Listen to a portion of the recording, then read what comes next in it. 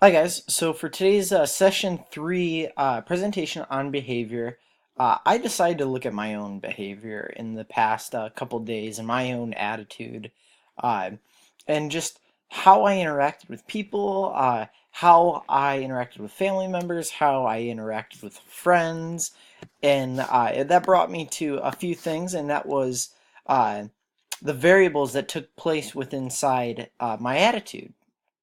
So, give you guys some background. I was at my brother's high school graduation, and I figured, well, there's going to be a lot of people there. So there's going to be a ton of social interaction. So therefore, this is going to be a great opportunity to observe my attitude and my behaviors throughout this experiment.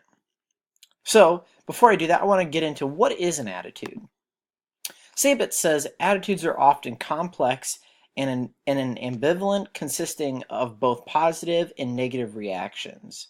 The way I understood this was attitudes can be both negative emotions and positive emotions. You can be both happy and have a very happy attitude, and be very upset and have a very upset attitude. They're kind of necessarily, it brought me to this idea of emotions, how we have positive emotions and negative emotions, and attitudes, I believe, reflect a lot of that.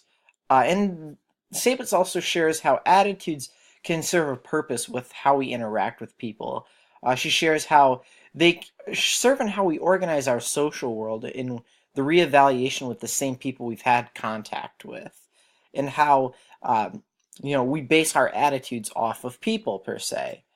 So an example I thought of is, when I see my barista at the coffee shop, when I go for my daily cup of coffee, I will treat him usually the same way I treated him when I first met him, or based off of how I met him.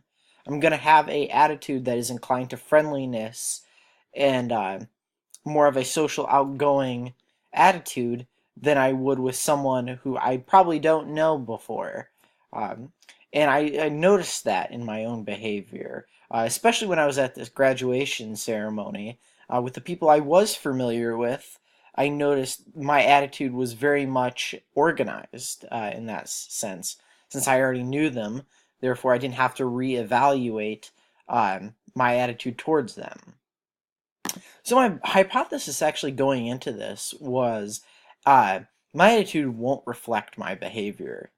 I've had this understanding, almost this willpower idea that you know if I have a good attitude, I'm gonna be fine and it's gonna be good, and I'm just gonna be a social dude. Uh, but then if my attitude's bad, it's not gonna reflect how I behave, because I feel like I put a pretty good happy face on and push through a lot of the negative emotions and attitudes that's going on in my life. I also predicted that my external forces, such as whether I didn't eat that day, or whether someone was upsetting me, or whether even the weather per se, honestly, would affect my behavior and my attitude in that moment. So next on behavior, I also want to come to the point of what the Bible says about behavior, because I think it's just as important it is for me to understand behavior from a psychological understanding. I want to also share the importance of attitudes and behavior from a scripture standpoint. And that is, I've been coming to this point in our entire session, and that is Matthew 15:18, and that says, "But what comes out of the mouth proceeds from the heart, and this defiles a person." This kind of brought me to the whole biblical worldview that the heart is where we store our attitudes, and behavior is what happens when those attitudes come out of our mouths into action. So if we look at the heart, we can understand our attitudes, and we can understand the behavior of someone else. And then in conclusion of my experiment, I noticed that I was actually in a very negative attitude that day. Not because of myself, but a lot of the external forces and variables that came into play. Previously, I said I didn't eat that day, so I was very hungry. My entire time throughout the ceremony was, I want to go and eat. I'm starving.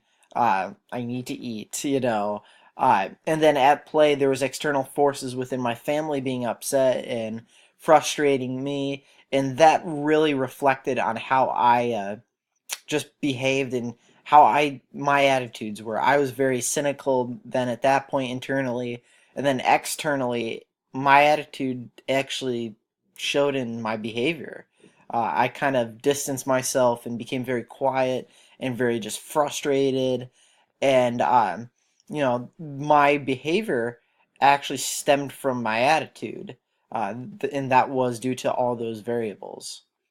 So, thank you very much for listening. This is my presentation on attitude and the effect of social psychology on the attitude and the biblical understanding of attitude and how that can portray in behavior. Thank you very much.